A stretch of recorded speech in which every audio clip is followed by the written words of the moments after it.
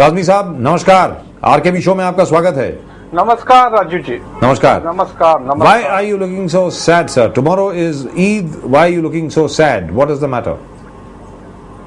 No, I am not sad. I have been just extremely tired.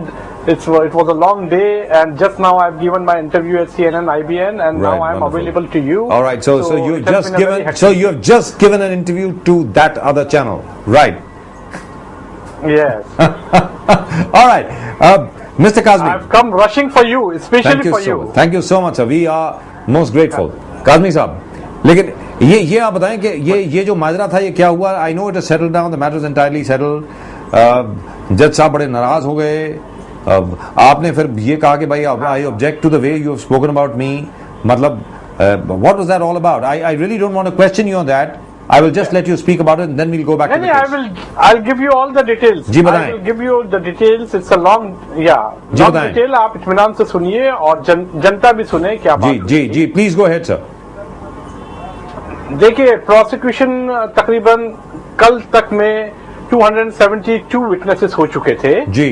And prosecution का ये लोगों को, आम जनता को ये कहना था कि हम 26/11 को अपना केस बंद कर देंगे, कंप्लीट कर देंगे, हमारे विटनेसेस मुकम्मल हो जाएंगे, ये इनका कहना था जी।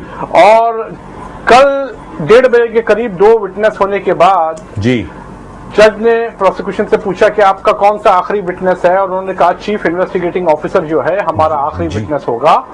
और उसमें अचानक जज ने उनसे पूछा कि आप जो एफिडेविट फाइल करने वाले थे एविडेंस के तौर पे, जी जनाब, तो उसका क्या? जी। तो प्रोसिक्यूशन ने कहा कि हाँ, हमें आज फाइल करना है जी। तो जज ने कहा कि ठीक है, विटनेस हम बाद में लेंगे जी। आप अपने एफिडेविट की बात करिए जी। जब तक एफिडेविट इन एविडेंस जो फाइल नहीं हुआ था जी।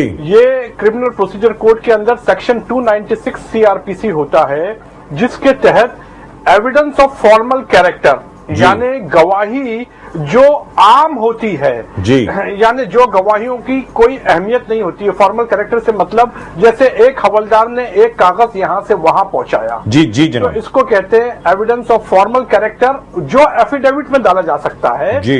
विटनेस को बुलाने की जरूरत नहीं होती जी है। जी जी जी जनाब। तो ये जो प्रोविजन है इस only for the formal character evidence के लिए होता है। आप उसके अंदर डॉक्टर जिन्होंने पोस्टमार्टम रिपोर्ट बनाया है, इंजरी रिपोर्ट्स और जितने जो दूसरे इंपॉर्टेंट विटनेसेस है, आप उसको ये प्रोविजन के तहत नहीं डाल सकते हैं एफिडेविट के तौर पे।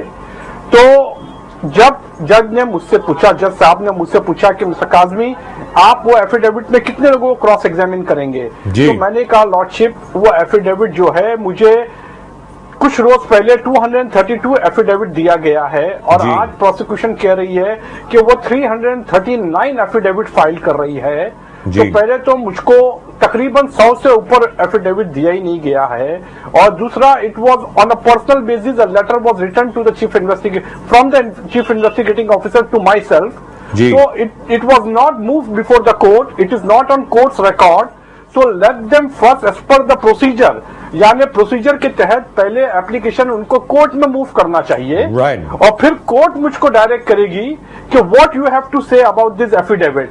Then only it becomes official and then I will be in a position. So the affidavit which they have supplied to me, I have not even bothered to look into it, because उसमें कहीं भी नहीं कहा गया था कि ये कब मूव करने वाले हैं जी। ये बात से जरा जज साहब नाराज हुए और कहने लगे why have you not studied it? I said lordship even now today they have not move before the court, they have to move a formal application under section 296 CrPC. उसके बाद ये बात आगे बढ़ सकती है जी। लेकिन जज साहब ने ये कहने लगे कि लेकिन मैं कह रहा हूं, मैं बोला लॉर्डशिप आपका कहना बराबर है, लेकिन let them move the application. ये बात पे जरा सी नाराजगी होना शुरू हो गई, और फिर जज ने कहा कि आप कितने क्रॉस एग्जामिन करेंगे? मैंने कहा कि मैंने अभी एफिडेविट को देखा भी नहीं हूं, और दूसरा मेरी एफिडेविट की बात नहीं है, एक्यूज नंबर 2 and 3 को भी as per the procedure they have to supply those documents, those affidavit to accused number 2 and 3 lawyers also, which has yet not been supplied to accused number 2 and 3 because I got in touch with accused number 2 and 3 lawyers, और उनका ये कहना है कि उनको application या कुछ भी नहीं दिया गया। तो ये 272 विटनेसेस के बाद एंड 26/11 एनिवर्सरी दिन, जिस दिन वो कह रहे हैं कि हम अपना केस बंद करेंगे, तो ये 340 विटनेसेस नए लेके आते हैं और जिसको एफिडेविट के थ्रू डालना चाहते हैं और ये एक्सपेक्ट करते हैं कि मैं क्रॉस एग्जामिनेशन नहीं करूं तो आई will B Fehling in my duties if I don't cross examine them. Right, but the only problem is over here. का जो बड़ा Gee, but the only problem, Mr. Kazmi, is that what has been reported, and let me read this out, what it actually says is that the prosecution wanted to close the 26/11 case on Thursday, but it was not to be, angered by a false statement made by you. The additional principal judge, Mr. Tahiliani, considered removing advocate Abbas Kazmi as defense counsel for Muhammad Ajmal Amir Kasab.